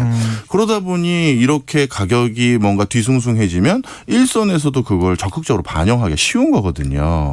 바로 이런 이유로 미국이 먼저 뛴 거예요. 게다가 어젠가 그 미국 지상파 뉴스를 보니까 미국 이제 정유사들이 재고가 얼마 안 남았잖아요. 네. 근데 이제 여름에 휴가 시즌에 엄청 필요하니까 휘발유나 경유가. 그러니까 재고를 좀 덜 풀면서 더 올랐다고 하더라고요. 그러니까 이게 좀 이렇게 푸는 시기, 그다음에 재고가 지금 금융 말씀하셨지만 재고가 바닥날 것 같다라고 생각하는 어떤 선물 시장의 어떤 움직임 네. 이런 것들도 굉장히 작용할 것 같습니다. 그럼요. 따라서 네. 미국 같은 경우는 이런 시장의 불확실성을 정부 차원에서 시장 경제주의를 추종한다라는 어떤 이유 때문에 네. 잘 통제도 안 하고 네. 또 금융이 워낙 발달되다 보니까 그런 것들이 지수화에서 먼저 반영되는 것들이 그렇죠. 있고 그러다 보니 전반적으로 여러 곳에서 진짜 이거 가격 올려야겠다 해서 먼저 뛴 거고요. 네. 자, 그다음에 최근 이제 전개되는 흐름은 어떻게 되느냐? 그다음 이제 우리나라 같은 곳에서 이제 조금씩 이제 물가가 상승하기 시작했고요.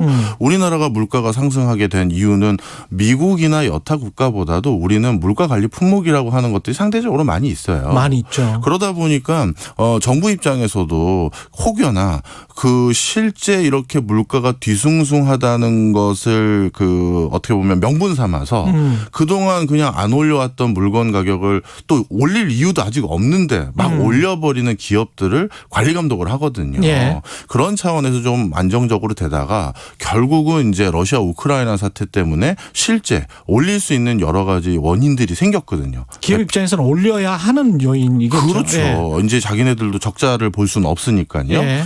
곡물이라든가 이런 것들의 수급이 이제 원활하지 않은 게 이제 가장 큰 원인인데 자, 그러면 이게 지금까지 이제 국제적으로 이제 물가가 흘러나온 이제 변화인데요. 근데 우리나라는 그럼 물가 동향이 괜찮은 거냐라고 했었을 때 이렇게 보시면 될 것 같아요. 앞으로는 아직까지 더 불안전한 상황입니다. 왜냐하면 우리나라는 어떤 그 개도국들로부터 원자재를 사와서 가공해서 판매하는 국가거든요. 그렇죠.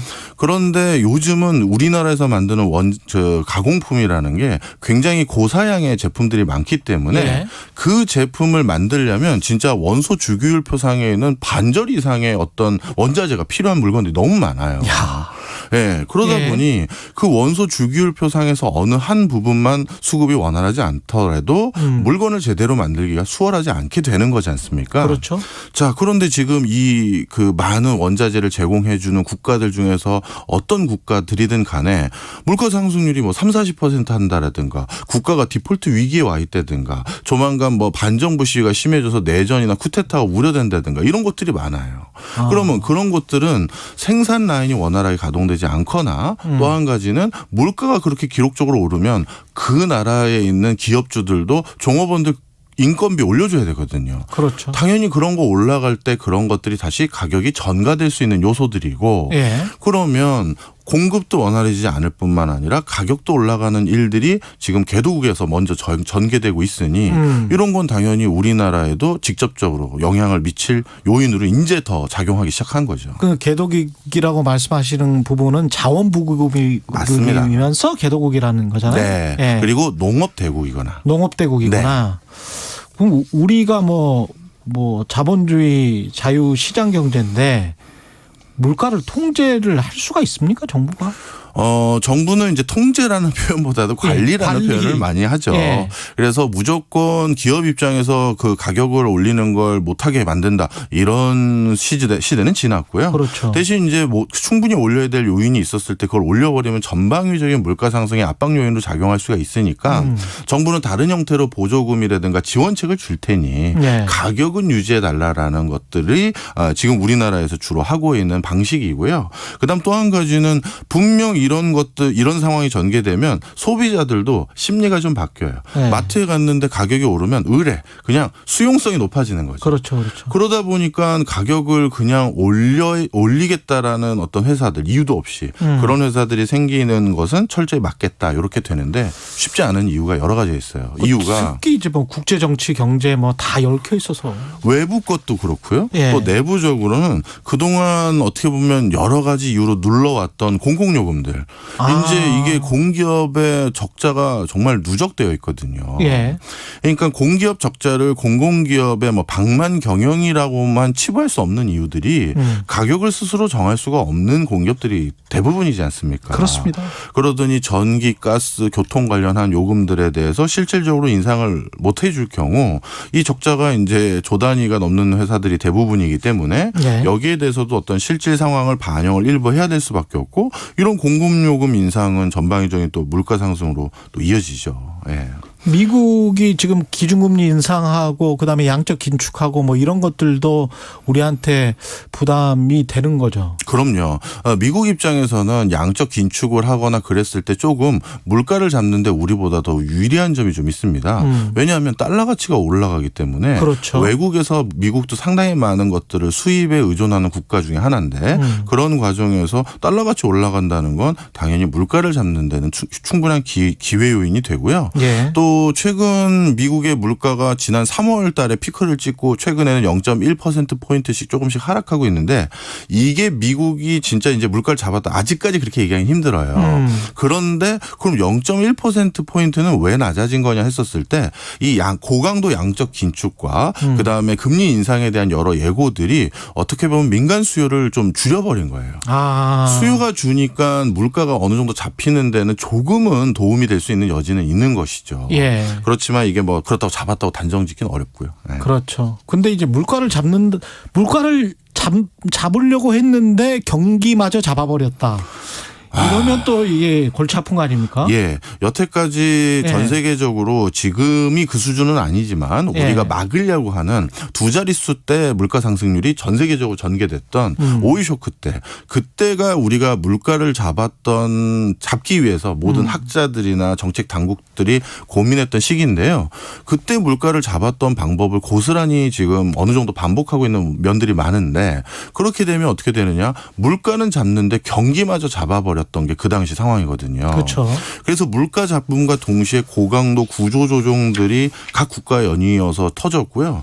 이거는 그렇지 않아도 지금 우리나라도 뭐 한계 기업이라고 불려야 될지 아니면 소상공인들의 기업 대출들이 너무 늘어나고 있고 단기간에 급증하고 있는 상황에서 물가 잡겠다고 경기마저도 잡아버리면 이거 굉장한 또 후폭풍이 일어날 수도 있습니다. 대처를 어떻게 해야 되나요? 정말 이제 안타까운 건데 이제 전 세계적으로 이 원흉들의 화살을 모두 러시아 우크라이나 돌리고 있어요. 전쟁 좀 그만했으면 좋겠습니다. 진짜. 그래서 마크롱 대통령이 벌써 슬쩍 그런 얘기를 했었죠. 러시아에게 그 굴욕감을 주는 행위를 우크라이나가 해서는 안 된다. 그렇죠. 이런 목소리들이 이제 여기저기서 나올 겁니다. 특히 러시아랑 우크라이나는 북아프리카라든가 중동 지역의 곡물을 가장 대표적으로 그쪽에 공급을 많이 하고 있었던 공급처였거든요. 거기에서 그래서 먹을 게 없어가지고 그 사람들이 또 난민이 돼가지고 유럽으로 오더라고요. 맞습니다. 그러니까 유럽도 지금 전국이 혼란스러운 게 난민이 너무 많아요. 맞아요. 그리고 이제 진짜 아사 직전인 분들도 많이 계시고요. 이런 것들이 국제적으로 이번 전쟁에 대해서 분위기를 많이 바꿀 가능성이 있어 보여요. 그러다 보면 이제 우크라이나도 지금 어떻게 보면 본인들이 전쟁에서 버티고 있는 여러 가지 힘이 서방 세력으로부터의 도움인데 그런 것들에 대해서 서방 세력이 이제 회의적이거나 아니면 조금 수동적인 분위기로 바뀌면서 전쟁을 적당할 때 끝내라라는 명분들을 만약에 줄 경우 그러면 그렇게 될 가능성이 물가 등등의 이유로 많아지고 있고요. 그렇죠. 만약에 그렇게 해서 일부적으로 그런 것들이 해소가 된다라고 하면 적어도 휴전 정도로 해소가 돼서 곡물 수급만이라도 된다 하면 아까 말씀드린 것처럼 금융시장에서부터 벌써 가격은 반영이 되기 시작할 것이고 그러면 또 많은 것들이 바뀌어지죠. 그렇게 되면 역회전이 일어나서 급속하게 안정화를 찾을 수도 있겠습니다. 네. 그러면 좀 너무 고강도 긴축의 기조는 사라지지 않을까 그렇게 바라고 있습니다. 그러면서 미국과 중국의 갈등도 뭐 한 10년 20년 차차차차 이렇게 해소하는 그 방향으로 가는 게 이제 우리나라한테는 최고인데. 최근 또 그 중국도 그 중요한 요인이네요. 물가 상승을 이제 그동안 눌러왔던 가장 근원적인 전 세계의 힘은 중국이거든요. 그렇죠. 값싼 그 임대료 그다음에 인건비에서 생산하는 물건들이 전 세계에 공급된 것이 가장 큰 힘이었는데 최근 중국이 공급망에서 빠졌잖아요. 그렇죠. 미중 간의 갈등 그리고 이번에 코로나가 뒤늦게 터져서 그것도 전 세계 물가 상승의 압박 요인으로 분명히 작용하고 있습니다. 아이고. 참 경제는 좀 놔뒀으면 좋겠습니다. 예, 박정호의 경제합시다. 명지대학교 박정호 특임 교수였습니다. 고맙습니다. 감사합니다. KBS 1라디오 최경영의 최강시사 듣고 계신 지금 시각 8시 44분으로 향하고 있습니다. 이 시각 교통 상황입니다. 빗길에 사고가 자주 발생하고 있습니다. 서울 양양고속도로 서울 방향으로 강촌나들목 1차로에서 사고가 나서 추곡터널부터 강촌까지 5km 구간 정체고요. 영동고속도로 강릉 방향으로 둔대분기점 부근 갓길에서도 사고를 처리하고 있습니다. 논산 천안고속도로 천안 방향 정안나들목 부근에서 3km 구간 밀리고 있고요. 남해고속도로 제2지선 서부산 방향 서부산 요금소 4차로에 고장난 차가 있어서 조심하셔야겠습니다. KBS 교통정보센터였습니다.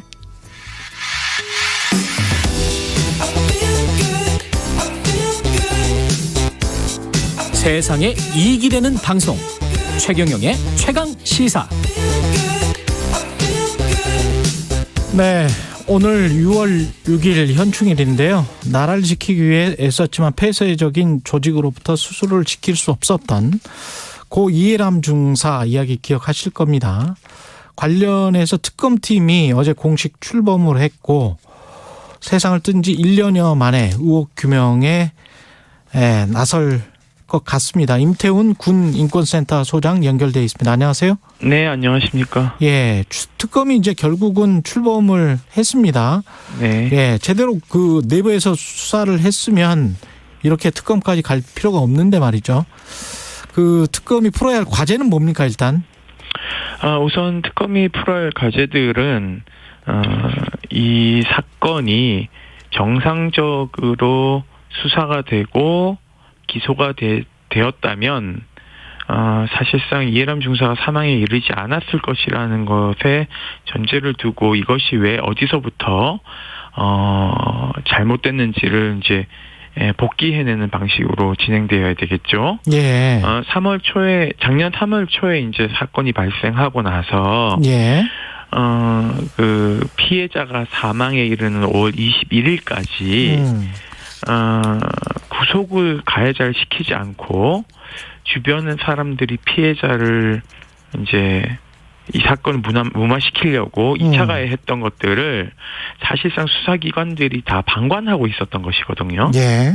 그리고 저희가 얼마 전에 또 폭로했지만 이성영 전 공군 참모총장이 스스로 이제 물러나기 전에 국방부 감사를 받은 서면 자료를 저희가 확보를 했습니다. 예. 그 서면 자료에 보면은 자기는 인사참모부장, 군사경찰단장, 그리고 그 법무실장을 불러서 구속 수사할 것을 검토하라고 지시했다라고 서면에다가 그렇게 답변했습니다. 예, 예, 구속 수사 지시하라고 했다. 네, 본인은. 네네. 예. 네네. 그러니까 결국은 이게 어디서부터 어떻게 막혔는지가 이제 관건이겠죠. 공군 참모총장이 지시를 했는데도 지시가 먹히지 않았습니다. 예. 이건 사망 사건 이후에 벌어진 것들을 이야기하는 것입니다. 사망 사건 이후에 네. 벌어진 일이군요. 네, 예. 그렇습니다. 그리고 이게 지지부진하니까 국방부 장관이 결국은 국방부 검찰단으로 사건을 끌어당겨 올리면서 며칠 만에 가해자가 구속이 되거든요. 예. 그러니까 이거는 굉장히 비정상적인 수사다라고 밖에 볼 수 없는 것이죠. 그러네요. 예. 네. 예.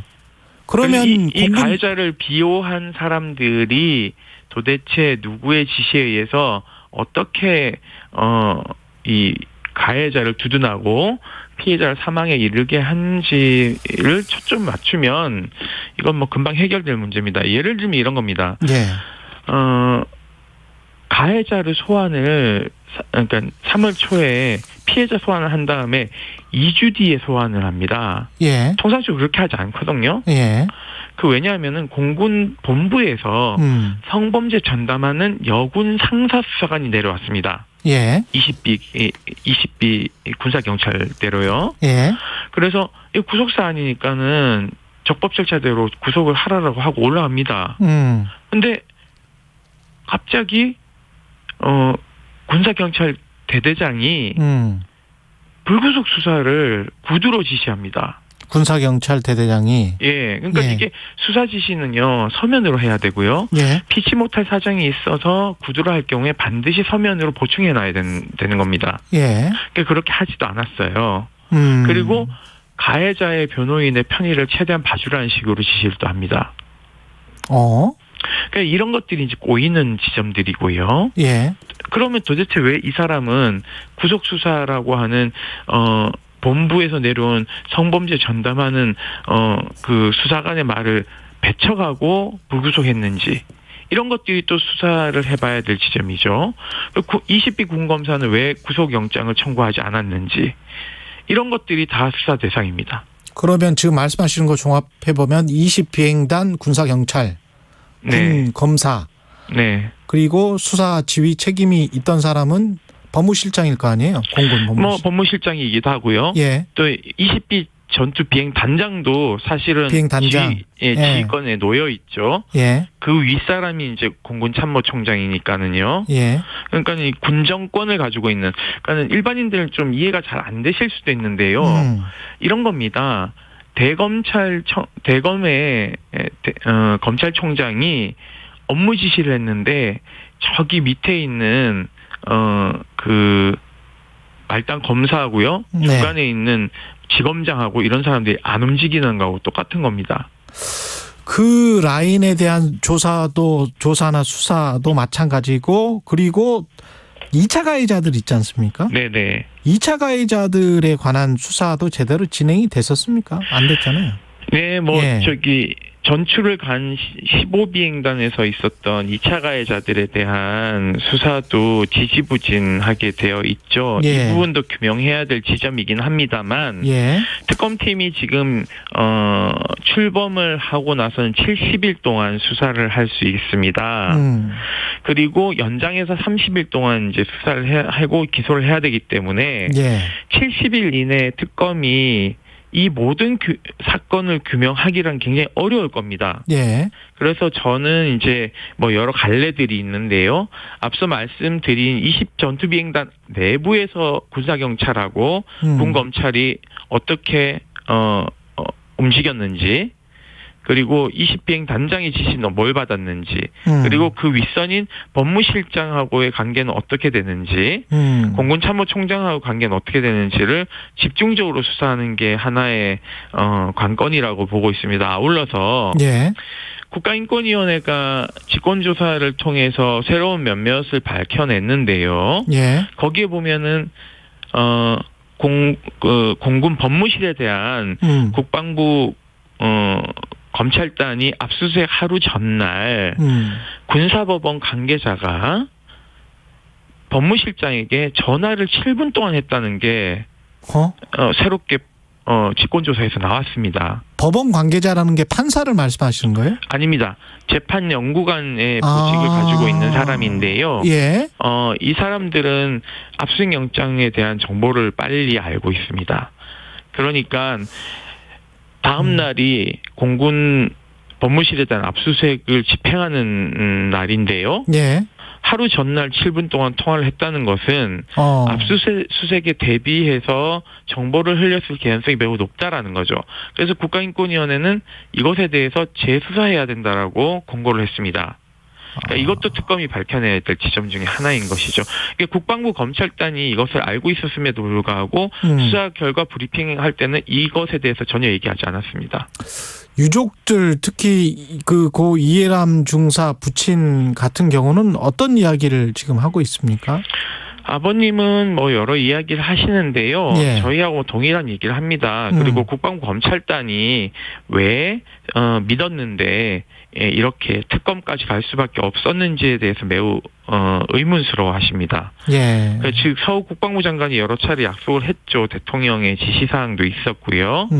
그런데 사실은 실체를 못 밝히고 결국은 특검이 출범하지 않았습니까? 예. 이런 정황들에서 사실상 정확하게 말씀드리면 서욱 국방부 장관도 수사 대상이 되는 것이죠. 부실수사에 대한. 예. 그리고 국방부 검찰단 스스로도 수사 대상이 되는 것이죠. 그런데 지금 문제는 수사 기록을 제대로 이첩했는지도 저는 좀 의문사항이고요.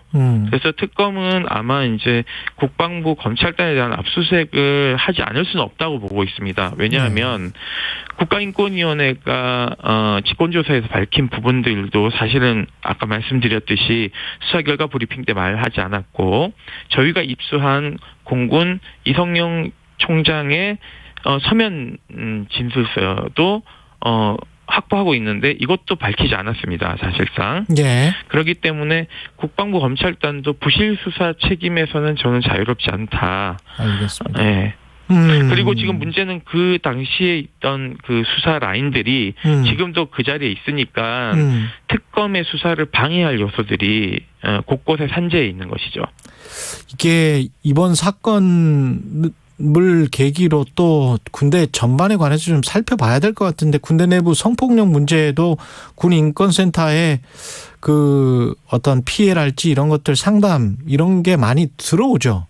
네, 저희가 작년에 상담 건수가 866건 정도인데요. 예. 그러니까 작년이라는 건 2021년을 말씀드리는 겁니다. 예. 왜냐하면 연례 보고서가 이제 이렇게 1년 단위로 나오니까요. 예. 그래서 2020년 대비 약 2.2배가 증가했거든요. 아. 그래서 피해 유형들을 이제 살펴보면 여성이 이제 그 83명 정도 되고 남성이 117명 정도 되고요. 그래서 이 사건이 이제 왜 이 이해람 중사 사망 사건 이후에 이제 저희 상담이 급증하는 건 사실입니다. 예. 그러니까 여군 당사자가 뭐 전화 오는 케이스가 많지 않았는데요. 여군 당사자가 직접 전화 오는 케이스도 증가했고요. 예. 그리고 병원이나 다른 상담소를 통해서 피해자를 지원 기관을 통해서 격려해서 오는 경우들도 약 20%가 넘고 있습니다. 그렇군요. 예. 예. 이게 현충일 날 이런 이야기를 하는 게 나라를 지키기 위해서 갔단 말이죠. 근데 조직 내에 잘못된 문화 또는 일탈적인 이상한 사람들 때문에 나라를 지키기 위해서 간 사람들이 이렇게 희생을 당하는 거는 이제 잘못된 거 아닙니까? 네, 많이 잘못됐죠. 지금 많은 분들이 이해람 중사가 이제 현충원에 묻혀 있다고 생각을 하실 건데요. 네. 지금 국군 수도병원 장례식장 영안실 에 그대로 시신이 냉동고에 안치되어 그렇군요. 있습니다. 예. 지금 장례를 거부하고 계시고 아버님이. 예. 그러니까 이제 이 특검이 제대로 잘 마무리 지어야지만이 아마 아버님께서 발인을 할 수 있지 않을까라는 생각이 들고요. 그때는 이제 순직 처리가 되면 이제 현충원에 안장을 할 수 있겠죠. 알겠습니다. 여기까지 듣겠습니다. 지금까지 임태훈 군인권센터 소장이었습니다. 고맙습니다. 네, 감사합니다. 예, 6월 6일 월요일 KBS 1라디오 최경영의 최강 시사였습니다. 내일 아침에 다시 돌아오겠습니다. 고맙습니다.